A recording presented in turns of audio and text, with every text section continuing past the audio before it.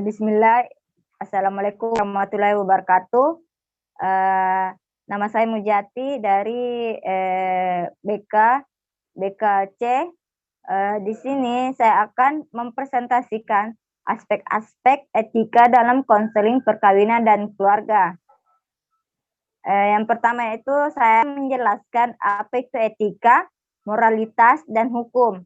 Etika secara umum, etika mencakup pembuatan keputusan yang bersifat moral tentang manusia dan interaksinya dalam kehidupan masyarakat.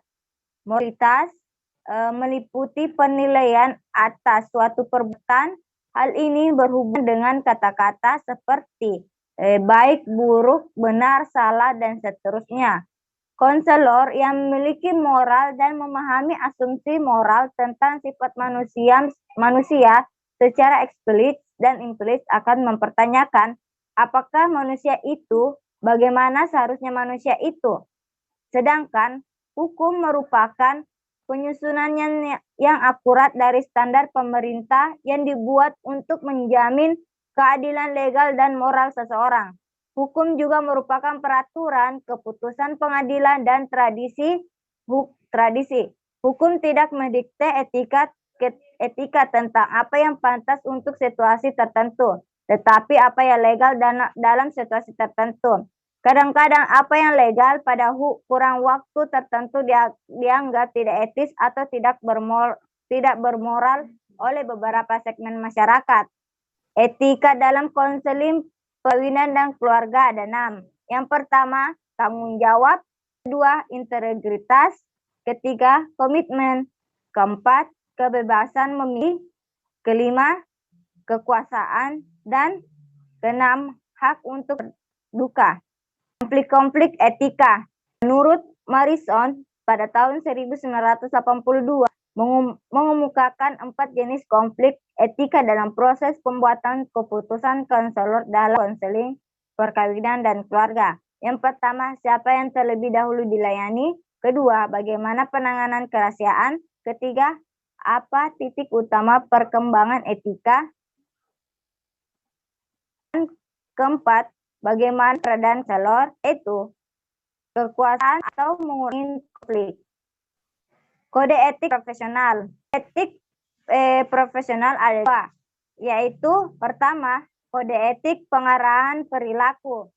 Ada beberapa kode etik perilaku konselor dalam melakukan layanan konseling perkawinan dan keluarga, yaitu konselor memberi layanan secara profesional kepada semua orang tanpa pandang suku, agama, jenis kelamin, perbedaan politik, status sosial ekonomi atau gaya hidup. Konselor tidak boleh memanfaatkan hubungan konseling mereka untuk kepentingan pribadi, agama, politik, dan bisnis. Konselor tidak diperkenakan membayar atau menerima bayaran dalam referral dan harus secara aktif memantau semua informasi penting dari sumber referral. Konselor tidak boleh memberi layanan pada klien yang masih berada dalam penanganan profesional lainnya, kecuali dengan konsultasi dari kedua belah pihak. Konselor tidak boleh menghina kualifikasi secara rekan sejawat. Konselor memiliki kewajiban meneruskan pendidikan dan pengembangan profesionalnya, untuk aktif berpartisipasi dalam pertemuan asosiasi. Konselor berusaha menghindari hubungan yang mungkin dapat merusak penilaian profesional atau dapat beresiko mengeksploitasi klien. Konselor dilarang memberikan diagnosis, memberikan resep atau menentukan, mengubah atau menasihati masalah di luar batas kemampuannya. Dan asosiasi profesi mendorong atau mengajukan para anggotanya untuk bergabung dengan kelompok-kelompok profesional, klinik atau agensi yang terlibat dalam bidang kehidupan keluarga dan pernikahan Dengan kata lain, kontak kerjasama antar disiplin ilmu dari profesi dan profesi sangat dianjurkan. Kedua, hubungan konselor. Nah, ada beberapa kode pengenalan hubungan konselor dan klien dalam konseling perkawinan dan keluarga. Yang pertama, seorang konselor harus berhati-hati memberikan yang wajar dan penghargaan dalam tahap prognosis. Konselor tidak boleh melebelkan majuan lanannya. Konselor harus memberikan pemahaman yang jelas tentang keuangan bersama klien. Pembayaran hendaknya diatur di awal hubungan terapeutik. Ketiga, konselor harus membuat catatan-catatan bagi kas dan menyimpannya aman serta terjamin kesehatan sesuai dengan standar legal profesinya.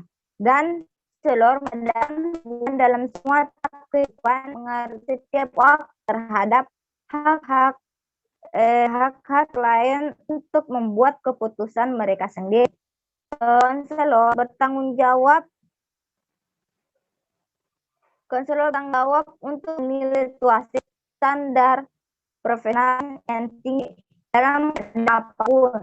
Konselor harus menyampaikan kepada klien bahwa keputusan akhir ada di klien. Pengambilan keputusan etik. Pengambilan keputusan etik dalam konseling perkawinan dan keluarga dapat ditingkatkan dalam berbagai cara. Nah, salah satu cara terbaik adalah mengikuti kursus dan melanjutkan pendidikan yang sekarang disyaratkan dalam banyak program konseling lanjutan ya, dan untuk memperoleh lisensi konselor profesionalnya. Hubungan ganda.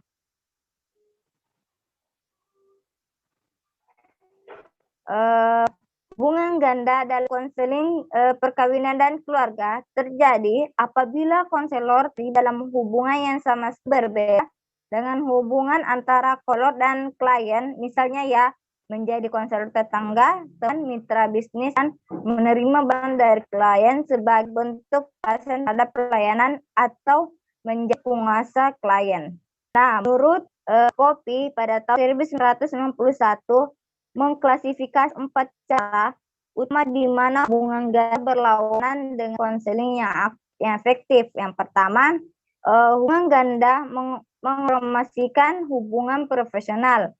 Konseling bersandar pada penciptaan lingkungan yang rasional. Dan sebagian instruksi batang profesional yang bisa terujuk. Ekstensi hubungan ganda akan membuat kabur.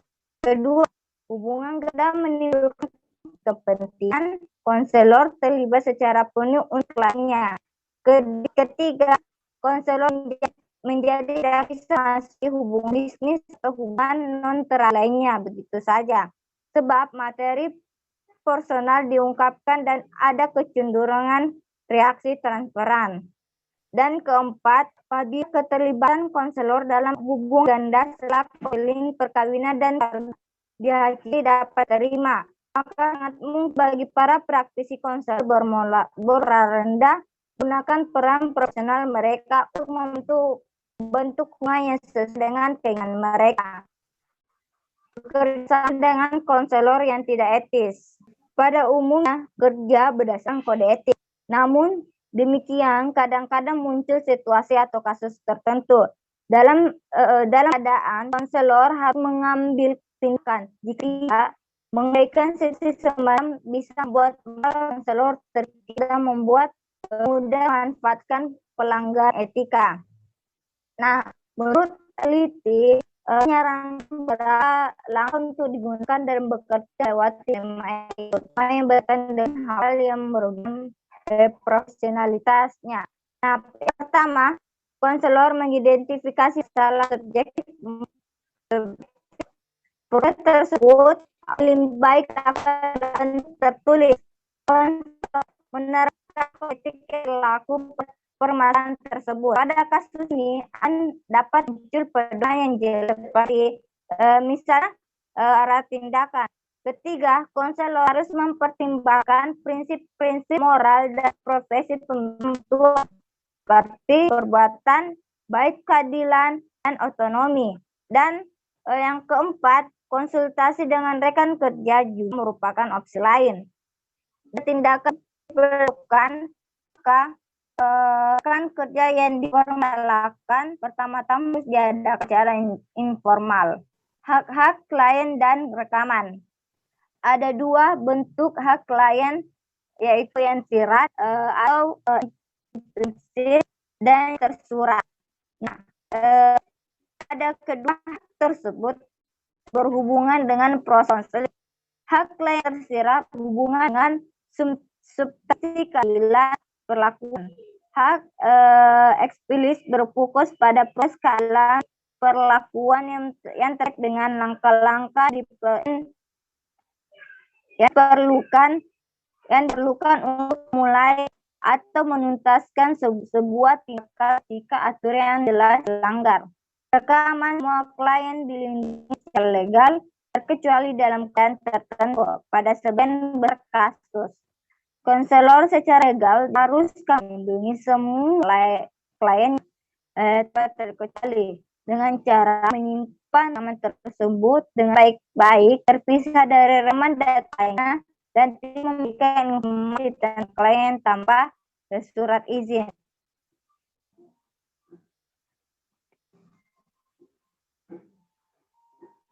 Nah, jumlah dan bentuk formulir dan rekaman pun bermacam-macam dan agensi dan praktisnya tapi biasanya mencakup 6 kategori dokumen. Yang pertama, identifikasi atau informasi wajib, yaitu nama, alat, nomor telepon, tanggal lahir, jenis kelamin, pekerjaan, dan lain sebagainya. Kedua, informasi penilaian, yaitu evaluasi psikolog, terbak sosial atau keluarga, riwayat kesehatan lainnya.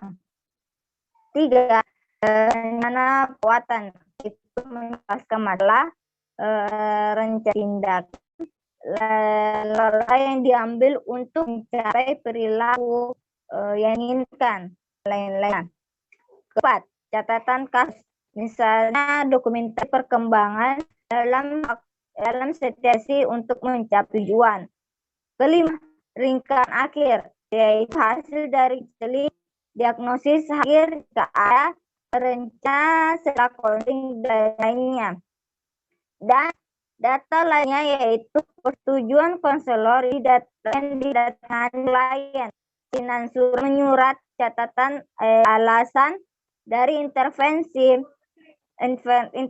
klien yang tidak biasa, masalah administratif, dan lainnya. Cara minimalisasi risiko. Menurut kami, mengidentifikasi petunjuk yaitu yang pertama, menekan batasan yang sehat di awal hubungan terapeutik. Persetujuan terbuka sangat penting dari awal dan di sepanjang proses konseling.